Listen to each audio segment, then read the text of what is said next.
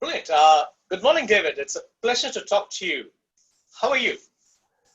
I am well, thank you very much. It's midweek, and I always go on a nice cycle through the week. And Wednesday, Thursday, Friday are better than Monday, Tuesday, and so I'm good. How are you? Can't complain at all. Can't complain at all. Good. So, thanks for agreeing to have this conversation with me. As you know, that the intention of this well-being conversation is to help people understand what challenges are there out there, because a lot of people are worried about well-being, Yeah, but they don't know where to start.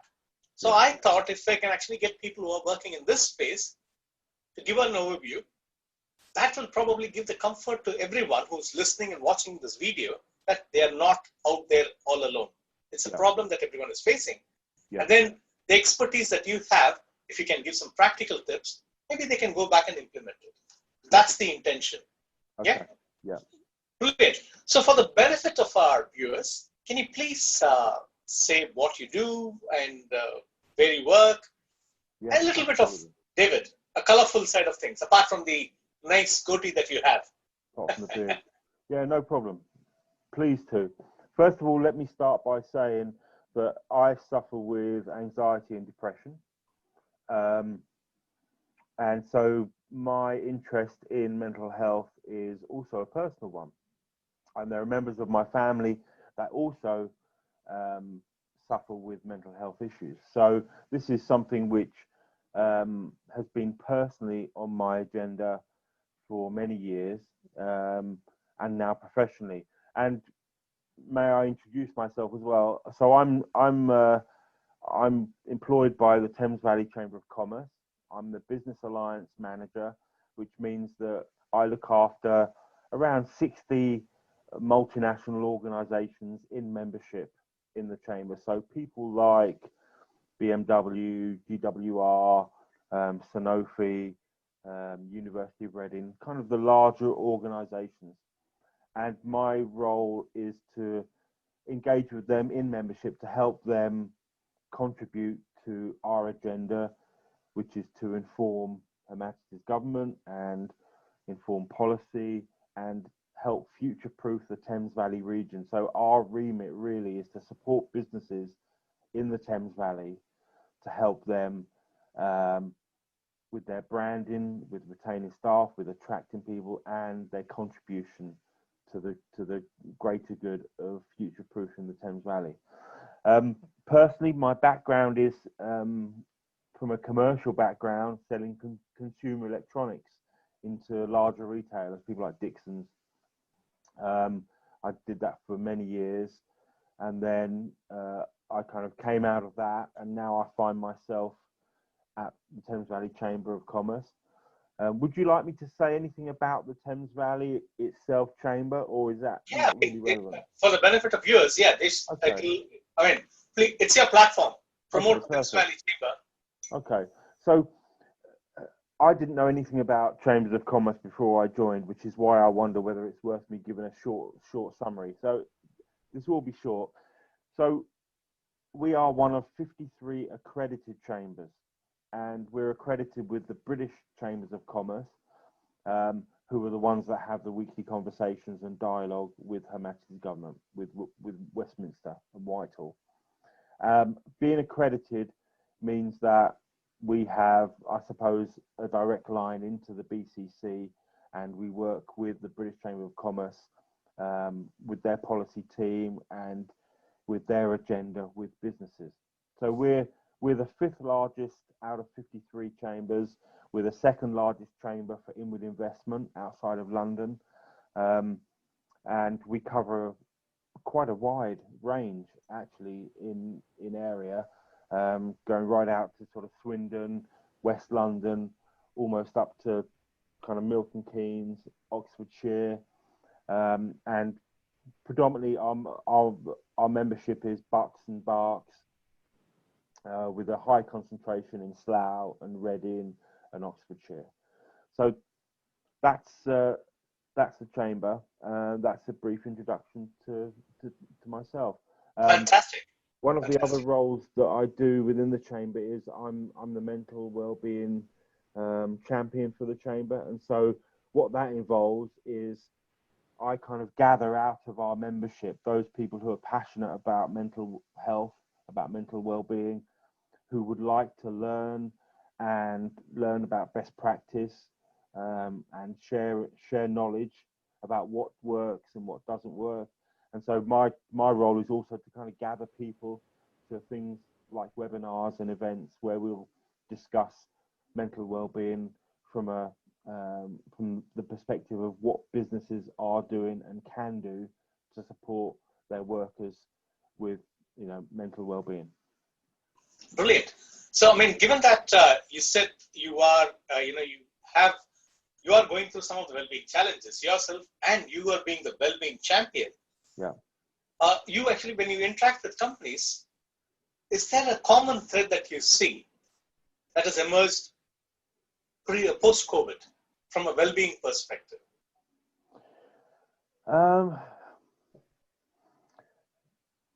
That is a very good question. Certainly, the old demons of despair, depression, worry, anxiety, self-medication, addiction, all of these things are kind of accentuated because of COVID.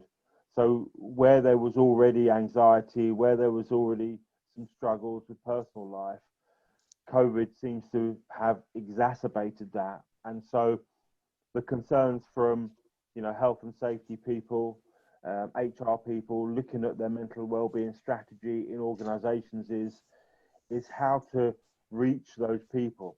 And the challenge is to not have a one-off event that kind of plasters over the issues.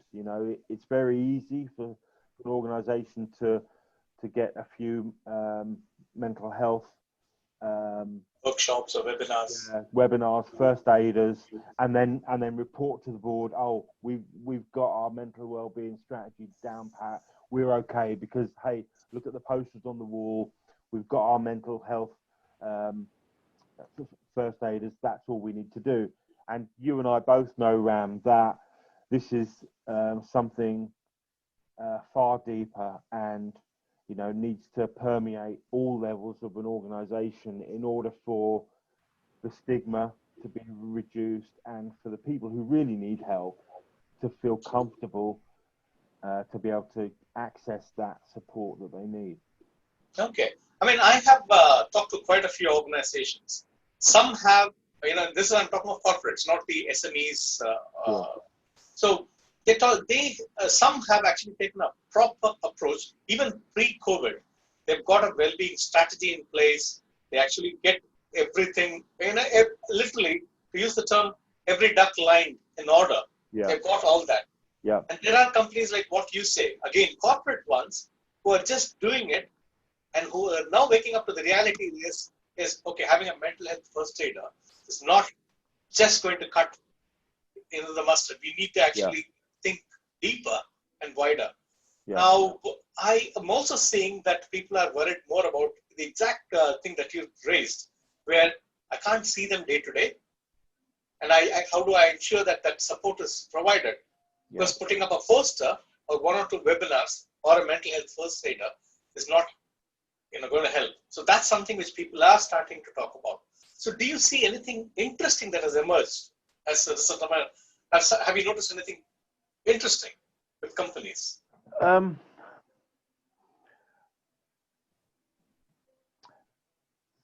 That is another really, really good question. And the reason I'm hesitating is because I feel like I'm perched on the edge of a cliff, about to go over the cliff, because we have an event on the, as you know, Ram, on the 22nd, which is a webinar where we've got a fantastic panel lined up where we're going to be kind of really looking at, the effect of COVID-19 on mental well-being. And we're going to be looking at what strategies are working, what isn't working, what changes organizations are actually making because of the impact of COVID. And I feel as though I have kind of lined up my ducks, and I'm kind of looking forward to this platform for me to learn more, because where I'm at is I've got some members who have their employee assistance program, EAP, bolted onto their organization,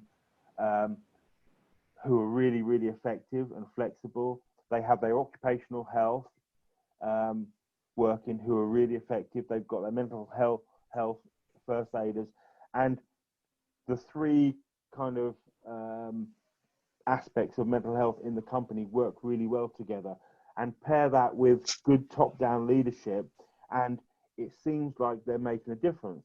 But these organizations there aren't that many of them that I see doing it really well. Now, I'm also on a voyage of discovery as I start to get into the nitty-gritty with my members and with the wider audience. So I'm also, as I said, perched on a cliff, waiting to discuss some real issues more, hear more what people are actually doing, because at the moment I still don't feel that my exposure and my understanding of my members and what's really happening there is mature. I feel like I'm at the beginning of a journey. What's excited me, to answer your question, what I have seen is in most cases a really impassionate response, and kind of almost people running to join, to discuss and to learn together. I love the way that there are no real politics, that there are not very big egos associated with it. People are willing to share and learn, and to say, this hasn't worked, this does work. And that kind of non-egoic learning amongst these business leaders, I love, because of course, on some other issues, branding and things like that, there can often be quite an ego present. But what's encouraging to me is the people who are championing the mental well-being in these organizations, whether it be at board level or whether it be middle management, they are really enthusiastic about wanting to get involved. And so that's encouraging to me, but I still feel as though I'm at the beginning of a journey. I mean, it's not only you, David. I mean, because if you look at, if you were to do some Google search on well-being in December, or even in January or February, all you would end up is healthy eating, exercise, diets, and some bits and pieces around, a lot around meditation, but nothing around the mental well-being side of things, emotional, the workplace stress. It was non-existent. So everyone's starting the journey now. So, I mean, it is fascinating in a way to be part of the journey.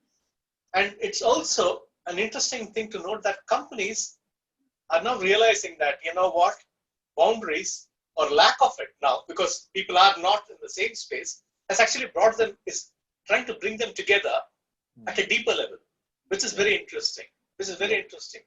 Now, you mentioned that you are a well-being champion. I mean, what does a well-being champion do? Yeah, I asked myself that question when I put it on my LinkedIn profile a few months ago. I suppose I see myself as a facilitator, as a gatherer. Yeah, I mean, I'm not saying that I have all the answers. I, for example, don't lead the mental well-being for my organization. That's with my HR manager, and so it should be. Where I see my role is, first of all, my personal belief that there is such thing as recovery. There is such thing as moving from a really difficult space with one's mental health to a place where it can be managed. Mm-hmm.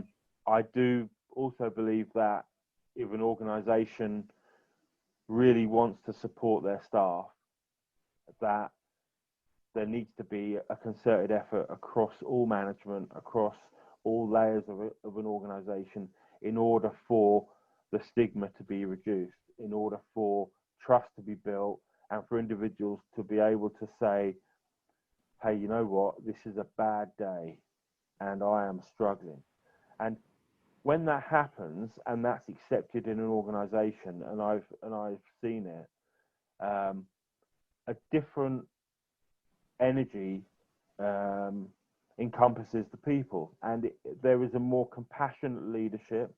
There is a greater desire to listen to each other and to really allow people to have feelings and be human. And what excites me, as well as the idea of individual recovery, is the potential that can happen in an organization and teams as this compassionate, non-egoic energy transforms teams, because it's amazing what Yeah. you can achieve when you don't mind being vulnerable. It's amazing what you can achieve when there's trust between individuals. It's amazing the creativity that comes when people are less protectionist around their roles, and people are willing to come together to try and achieve things, and that excites me as well. And I think the world is moving towards what I would call as, uh, you know, a deeper connection at the human level.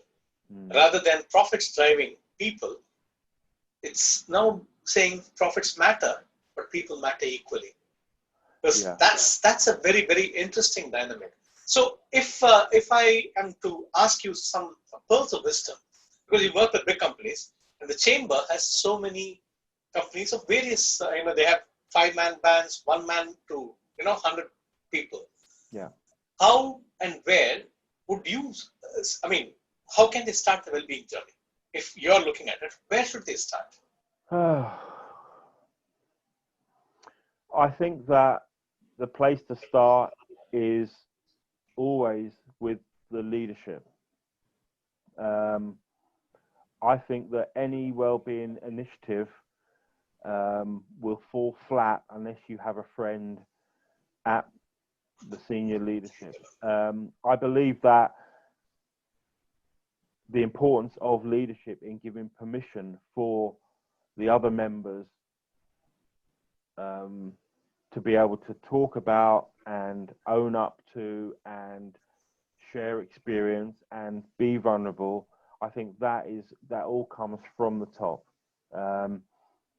So yeah, that's where it starts. And if it is not a one-off, let's make this look good rather than let's do good, as long as it's well-meaning, then it can all go from there.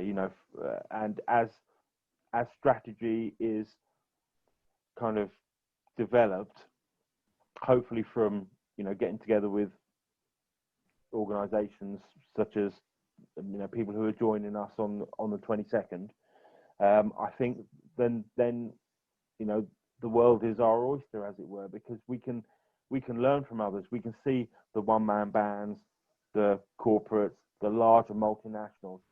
We can see what they're doing, and when we discuss openly what's working and what isn't, then as a team, as a leadership team in an organization, one can look at that and say, well, what do we need to do? This has worked for that company, this has worked, but these are the needs that we have. So what can we adapt? And every organization will be different. Every organization will have different personalities.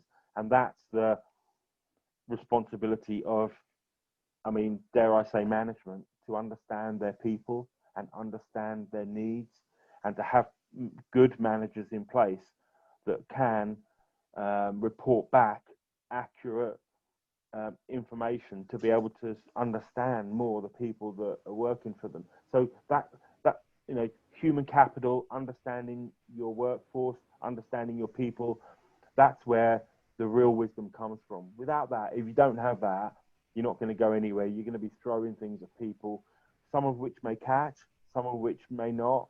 But yeah, I think it starts from leadership, being willing to look at, okay, where do we go from here, and then ask the right questions. It then brings to an interesting question. What you said is, you can't spray and pray approach, have a spray and pray approach. Now, yes, we are coming out of, fingers crossed, my economy is going to move in the right direction, or or not. Either ways, there's a lot of money that is being pumped into well-being, and the market is now growing big time. I mean, last year, year on year, it was 5%, and this year I won't be surprised if it's actually grown by 10 or 15%, big time. Yeah. So money is going now. But the question is, when you just pray and pray, there is no scientific way to then evaluate the return on investment. Because you have to have the cash flow in to ensure that initiatives are effective. Yeah. So my question is, do you think it is wrong to expect return on investment on any well-being initiatives? Fantastic question.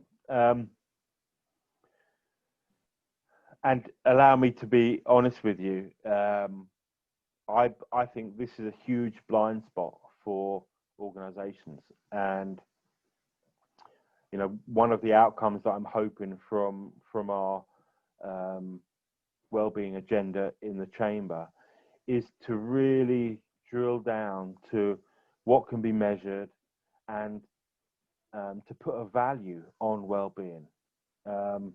I think at the moment it is kind of woolly. You know, people, even if people are passionate about it and they, you know, create initiatives, and unless it's a value on the bottom line, our board's going to want to reinvest and invest at the right level. So, I mean, I'm working with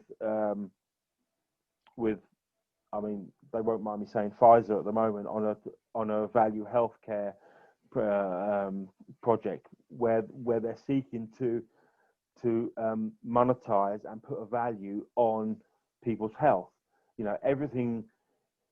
You know, most things have a monetary value to government, to policymakers, to organisations, to leadership, but health has fallen somewhat, you know, in the cracks of an organisation, and now is the time to put a value on that. But this is where I also lack the knowledge, and this is where I lean on people like yourselves, Ram, and your experience to help our member organisations be able to achieve this, because I think we're at the beginning of a huge learning curve, and this is where we need good experts like yourself who have given this intense study and who have something to offer to kind of show us the next step, because people are blind, and without matching the bottom line, you know, return on investment to the board, you know, to the FD, unless you can do that, you're not going to get the right level of investment going forward, because the bottom line is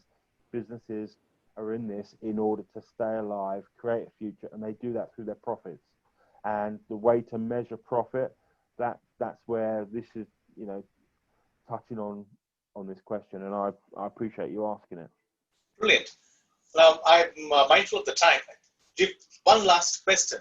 Sure. If you are to give 3 pieces of advice to anyone who's listening to this video from a well-being point of view, or 3 things that they should be doing, what would those 3 things be? Be honest with yourself and your organization where you're at.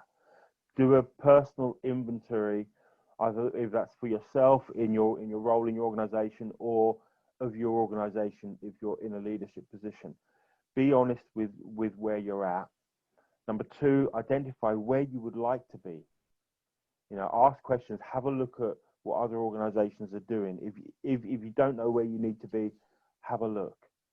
And when you decide where it is that you want to go, then gather your team together and find a way to get everyone to buy into it, to buy into the steps that you're going to implement in order to get there. Now, the steps you implement may not get you there. The steps you implement, you may change. But what's important is that everybody is together in this. That's what makes a difference. And just coming together on this and feeling the support of a community and an organization moving together, that is 90% of the battle.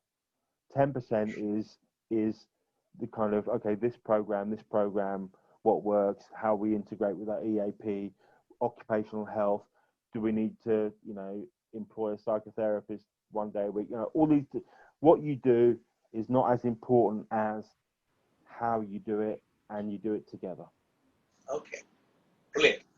Once again, thanks a lot for your time, David. It was a pleasure talking to you. It's very insightful, very informative. Really appreciate it. Brilliant. Thanks. Thanks, Ram.